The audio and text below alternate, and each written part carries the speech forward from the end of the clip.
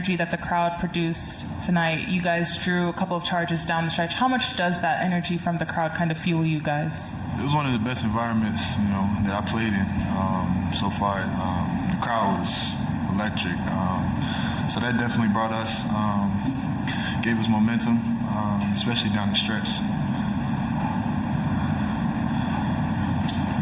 Next question on the left side on 2. Hi, Cynthia from Viva Houston. The game was excellent, so I would like to ask you a funny question or a relaxing question. Here in Mexico, there's a lot of things to do. What is your favorite thing to do here in your visit? My favorite thing, we went to a museum the first night we got here, so that was really cool to see. The food was great, but yeah, that was probably my favorite thing. That's it. Next question on the 4th row over here on the right, 5th row. Go ahead. Eric Gomez, ESPN.com. Jalen, was the altitude all that it was cracked up to be going in? Definitely. Thankfully, I think we were in pretty good shape. But that first practice we had, you definitely had to get used to it. Get your wind up for that.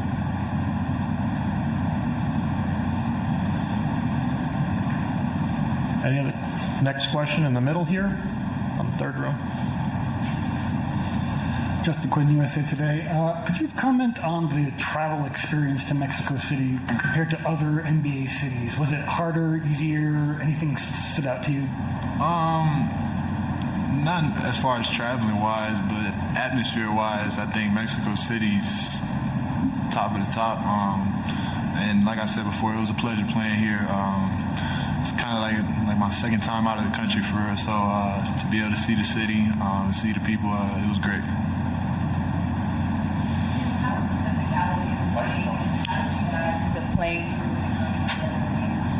Yeah, no, we knew Orlando's a physical team, so that second half we had to match that physicality.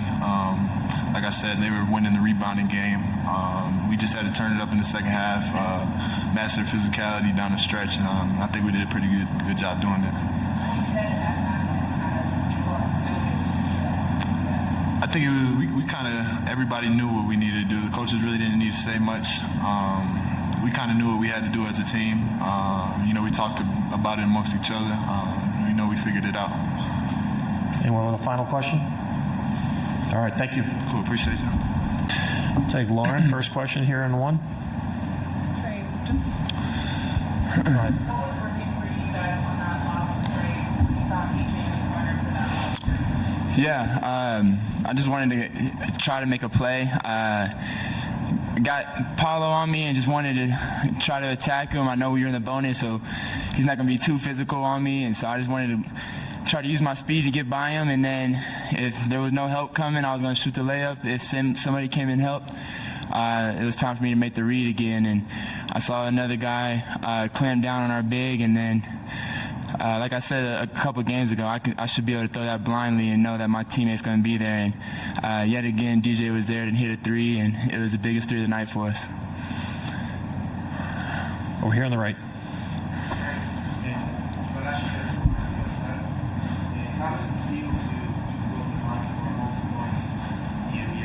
You said it again. I'm sorry, my man. Okay, now. Okay. How does it feel for you to equalize the mark for most points in a game in Mexico? I mean, it feels good. But to be honest with you, I'm feel way better that we won. I would be up here mad as a mug if we lost and I had the record or tied the record or whatever.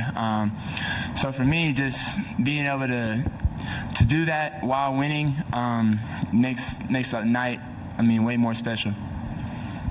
Go ahead, front row.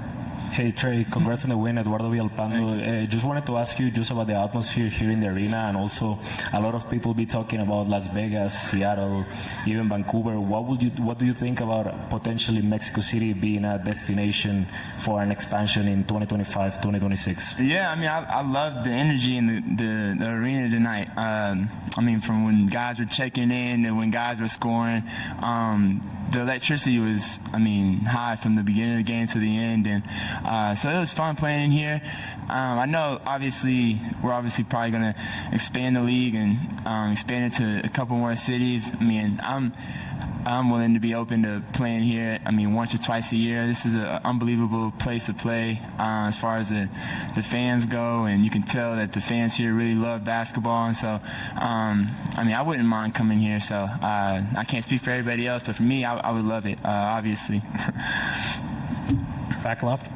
Trae, Paco Vega, soy de Basket de MX. For make buckets, you must have the confidence. You throw 27 throws for bucket, but 41 points. How you feel being the visiting team against? Obviously, you hear the crowd some one's for Atlanta, some was for Orlando. That was weird. Yeah, it didn't really feel like a road game, to be honest with you. Obviously we were the road team, but when I checked in, it was loud. Whenever we scored, Bogey was hitting threes, it felt loud. When DJ hit that three at the end, it felt loud. So it didn't feel like a regular road game for us, but I know they had some fans here. Magic fans were in here, and so it wasn't just Hawks fans, but you could definitely hear the Hawks fans tonight.